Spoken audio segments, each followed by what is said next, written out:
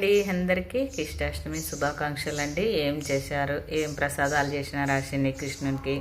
నేనైతే అటుకుల పాయసం చేసినానండి.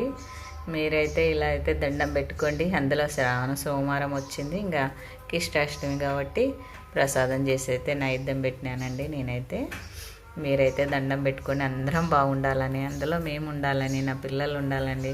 నా పిల్లలకు ఏ కష్టాలు అన్ని కష్టాలల్లా తొలగిపోయి మంచి రోజులు రావాలని ఆ కృష్ణుని కోరుకుంటూ మంచి ఆరోగ్యంగా ఉండాలని చెప్పేసి అయితే కోరుకుంటున్నానండి.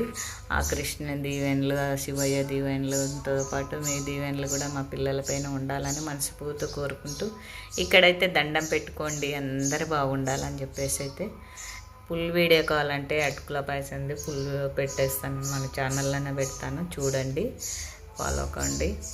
దండం అయితే పెట్టుకోండి, మళ్ళీ అయితే ఫాలో అవుతారు కానీ, అంతే కదా.